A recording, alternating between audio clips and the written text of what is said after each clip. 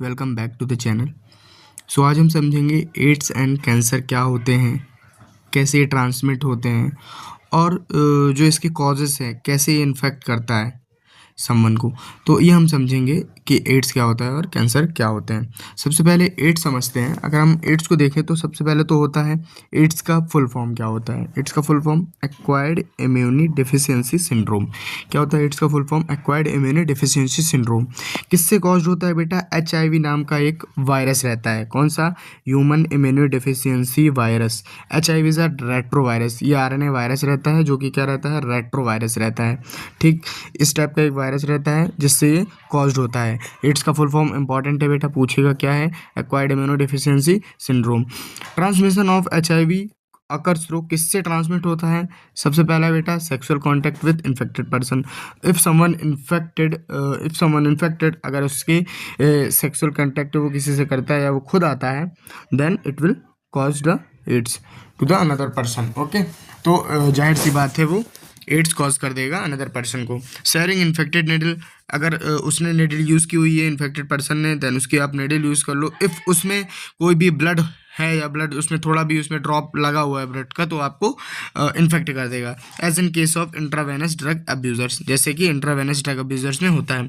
Transfusion of contaminated blood, contaminated blood का मिल जाना दोनों के, वो भी एक इन्फेक्शन का कारण बन सकता है, ट्रांसमिशन का कारण बन सकता है। Infected mother to child through placenta, if कोई मदर इन्फेक्टेड है, देन उसके अंदर वॉम्प में अगर चाइल्ड है बेटा, तो हम सोचें कि चाइल्ड इन्फेक्ट नहीं होगा, लेकिन हम वहाँ पे गलत होंगे। एक्चुअल में चाइल्ड भी उससे क्या हो जाएगा? इन्फेक्ट हो जाएगा।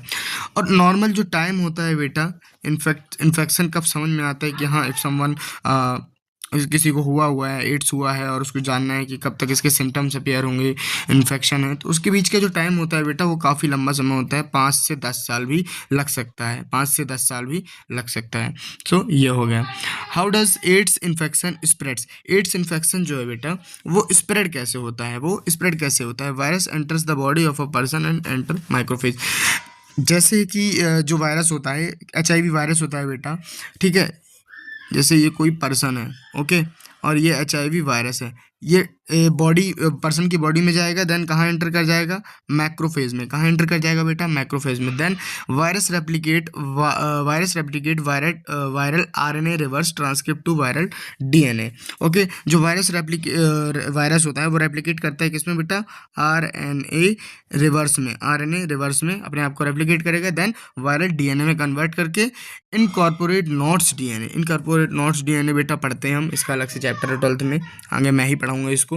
फिलहाल अभी ये समझो कि नॉट्स DNA जो होता है, subsequently new viral particles are produce. जो इससे नॉट्स DNA से है, वायरल रिवर्स ट्रांसक्रिप्ट हुआ, देन इसने वायरल DNA में कन्वर्ट किया। वायरल DNA जब मिलेगा बेटा इनकॉर्पोरेटेड इनटू नॉट्स DNA से, तो क्या फॉर्म करेगा? वायरल पार्टिकल्स आर प्रोड्यूस, कई तरीके का पार्टिकल प्रोड्यूस करेगा जो कि कॉज कर देंगे इन्फेक्शन, स्प्रेड कर देंगे हमारी पूरी बॉडी में इन्फेक्शन स्प्रेड कर देंगे। ये रहा, ये डायग्राम दिया हुआ है। आई होप कि आपके NCERT में भी ये दिया हुआ है, यहाँ से समझेंगे। सबसे पहले आप यहाँ देख सकते हैं, क्लियरली विजिबल है जो वायरल प्रोटीन कोट है, वायरल RNA कोर, देन यहाँ से viral infected normal cell, virus ने इन्फेक्ट किया नॉर्मल सेल को, एनिमल सेल में गया plasma membrane. Okay, viral DNA produce reverse transcription, then viral DNA is incorporated into host genome. New viral RNA are is produced by infected cell. जब नया, अब जाहिर सी बात है, जब इन्फेक्ट हो गया है तो नया वायरल RNA प्रोड्यूस करेगा। किसके द्वारा प्रोड्यूस होगा?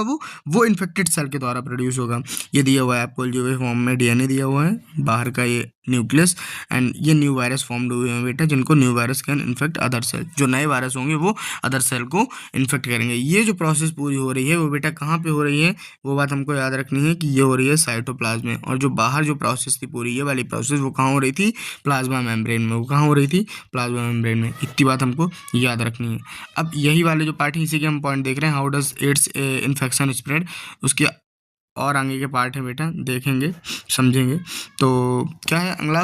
Macrophage become virtual HIV factory. एक वर्चुअल HIV फैक्ट्री बन के रह जाता है macrophage. HIV enter helper T. अब क्या करते हैं बेटा, जो HIV होते हैं, ओके, HIV होते हैं, वो क्या करते हैं? एंटर करते हैं कहाँ? T लिम्फोसाइट में। रेप्लिकेट एंड प्रोड्यूस प्रोजेनीज, अपने ही प्रोजेनीज फॉर्म करते हैं, रेप्लिकेट करते रहते हैं। As the progenies are release they attack other T lymphocyte. जैसे ही प्रोजेनिस रिलीज होने लगते हैं या अटैक करने लगते हैं T lymphocyte, other T lymphocyte पे अटैक करना। टी लिम्फोसाइट मतलब बेटा थाइमस लिम्फोसाइट, इसका फुल फॉर्म होता है thymus lymphocyte. Therefore T lymphocytes start decreasing in number. अब जैसे जाहिर सी बात है, अब लगातार इम्पैक्टफुल अटैक होगा तो टी लिम्फोसाइट क्या करेंगे, डिक्रीज कर जाएंगे, decrease in number and immune response of the person becomes week. Immunity होती है या इम्यूनी रिस्पॉन्स होता है उसका अटैक करने का, हमारे जो एंटीजेंस होते हैं, ओके, हमारे इम्यूनिटी एंटीजेंस होते हैं जो हमको हेल्प करते हैं कुछ, वो क्या करेंगे पैथोजेंस बेटा रिस्पॉन्स करने लगेंगे एंड देन बिकम्स वीक, वो वीक हो जाएंगे, मतलब अब वो क्षमता वादक नहीं होंगी कि वो उन पे अटैक कर सकें। Okay, even infections which could be overcome easily start aggravating. जो धीरे से आ सकता था इन्फेक्शन वो भी अब जल्दी से दिखाई देने लगा, जल्दी से आना स्टार्ट हो जाएगा। बेटा इसको डायग्नोज कैसे कहते हैं, इसे पता कैसे चलेगा कि someone infected by AIDS, diagnose by ELISA. किससे बेटा, ELISA, ELISA, enzyme linked immunosorbent assay, enzyme linked immunosorbent assay, इससे डायग्नोस होता है। ट्रीटमेंट क्या है बेटा, इसका कोई परमानेंट ट्रीटमेंट नहीं है। Anti retroviral therapies can be problem of life patient. लेकिन अगर थेरेपी है, केमिकल थेरेपी, कीमोथेरेपी, ये सब वगैरह है, लेकिन ज़्यादा टाइम तक अगर चलती रहे तो वो थेरेपी जो होती हैं वो एक तरीके से परेशानी भी बन सकती हैं। और लेकिन यही है, अब एक ही जब किसी को एड्स हो जाता है तो यही एक कारण बचता है कि इसका कोई परमानेंट क्योर है नहीं। Anti retroviral therapies can prolong life of patient. Okay, ये रहा। प्रिवेंशन ऑफ एड्स, क्या क्या कैसे प्रिवेंट कर सकते हैं एड्स को प्रिवेंट कई तरीके से कर सकते हैं। सबसे पहला पॉइंट बेटा, इंश्योर यूज ऑफ डिस्पोजल सिरिंग्स, नई सिरिंग्स हर बार यूज़ करना, ठीक है। एक के अगर यूज़ कर दी तो वही दूसरे के नई सिरिंग्स लगा देना, ये disposal syringes. Screening blood from blood banks, एक दूसरे के ब्लड को नहीं मिलने देना। लेट्स सपोज आपका ब्लड निकाल रहा है, उसी से दूसरे का ब्लड निकाल लिया, दूसरे का ब्लड निकाल रहा है, उसी से आपका भी ब्लड निकाल रहा है, ठीक है। एडवोकेटिंग सेफ सेक्स मतलब बेटा यूज़ ऑफ कॉन्डम्स। अगर लेट्स सपोज प्रिवेंट करना है तो सबसे बेस्ट चीज़ है कि कॉन्डम्स वगैरह का हम यूज़ करें। एंड देन अगर अदर आता है NACO, national AIDS control organisation. Many NGOs are during a lot of create awareness to among people. जो NACO है बेटा, नेशनल एड्स कंट्रोल ऑर्गेनाइजेशन, वो क्या कर रही है, इस पर थोड़ा काम कर रही है और जो छोटे छोटे एरिया पाथ वगैरह हैं उन पर थोड़ा सा वर्क करके अवेयरनेस फैला रही है पीपल्स में, ठीक। तो ये तो रहा बेटा एड्स के बारे में, अब हम समझेंगे नेक्स्ट व्हाट इज़ कैंसर, कि बेटा अब हम समझेंगे कि कैंसर क्या होते हैं, ठीक है। देख लेते हैं अच्छे से कि व्हाट इज़ कैंसर, ठीक। ये भी काफ़ी ज़्यादा इंपॉर्टेंट है। कैंसर से भी सवाल बनते हैं, समझते हैं हम कैंसर क्या होता है। तो पहला पॉइंट जो है हमारा वो देखेंगे सभी लोग यहाँ पे, कि the process of development of cancer is called oncogenic transformation. जो प्रोसेस होती है कैंसर की, उसको हम कहते हैं ऑन्कोजेनिक ट्रांसफॉर्मेशन।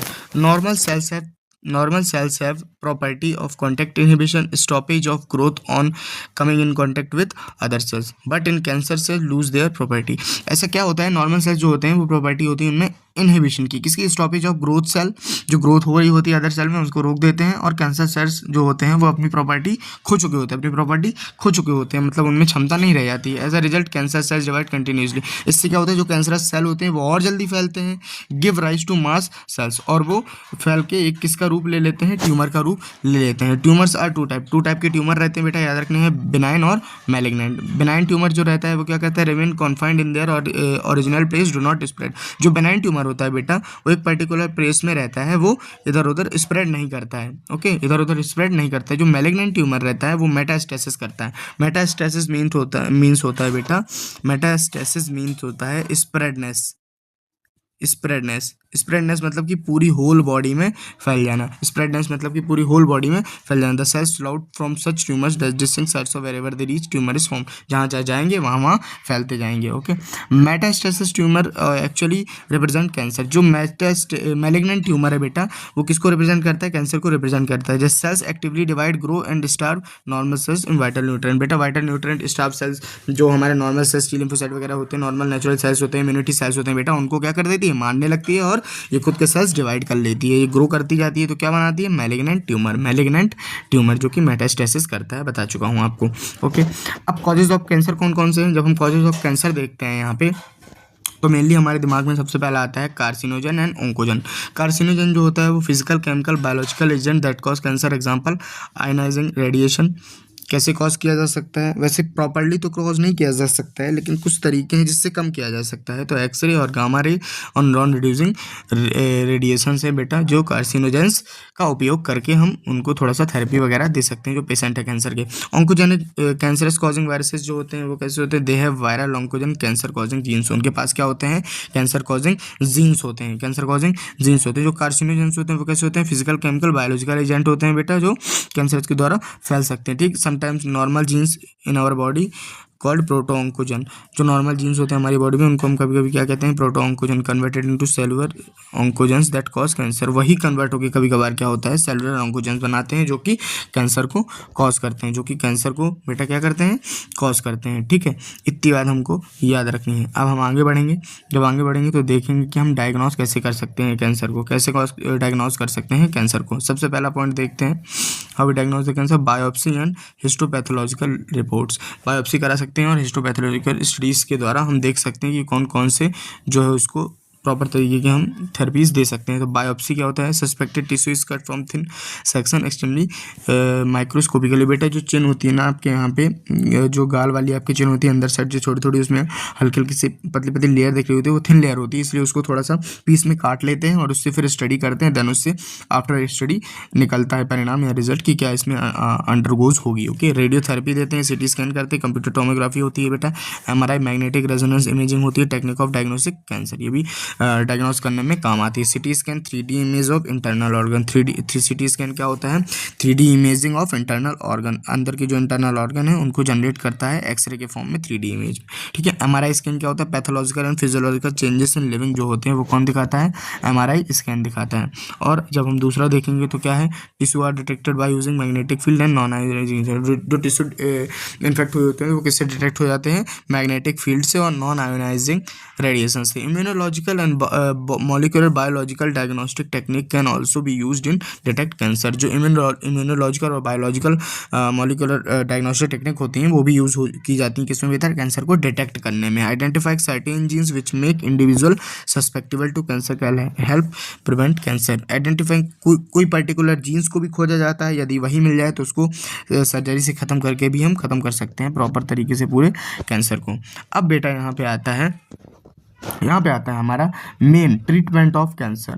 प्रॉपर इसका ट्रीटमेंट नहीं है, मैं पहले बता चुका हूँ, लेकिन थेरेपी है कुछ टाइप की जो कि हम दे सकते हैं जिससे उसका इफेक्ट कम किया जा सकता है। लेट्स सपोज किसी की लिविंग लाइफ है 5 साल बची है तो हम 10 साल उसको कर सकते हैं, ये तीनों देके। रेडियोथेरेपी क्या होती है? Tumour cells are irradiable to death. Tumour cells जो होते हैं वो बहुत ज़्यादा डेथ कॉज करते हैं। ठीक है, also proper care is taking protecting surround normal tissue. Proper care protecting care surround normal tissue. Okay, chemotherapy क्या होती है? Drug specific of particular tumour is use to kill cancer cell. Cancer cell को kill करने में दी जाती है।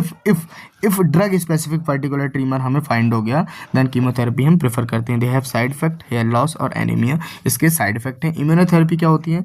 Biological response of modifiers such as interferons are used. Biological जो रिस्पॉन्स होते हैं बेटा मॉडिफायर्स में उनको हम यूज़ करते हैं, जैसे इंटरफेरॉन्स जो है वो यूज़ होते हैं। दे एक्टिवेट द इम्यूनी सिस्टम। ये क्या करते हैं? एक्टिवेट करते हैं इम्यूनी सिस्टम को और पेशेंट के इम्यूनी सिस्टम को, then help to destroy the tumour, और ये ट्यूमर को डिस्ट्रॉय करने में हेल्प करते हैं। ठीक, तो so thank you so much.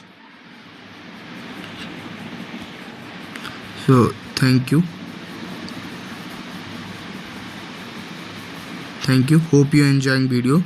So subscribe. जैसे आज हमने समझा एड्स और कैंसर, ऐसी अगली वीडियो हम समझेंगे बेटा ड्रग्स और ड्रग अब्यूजेस क्या होते हैं और एडिक्शन क्या होते हैं। So hope you enjoying the video. Thank you so much. Subscribe.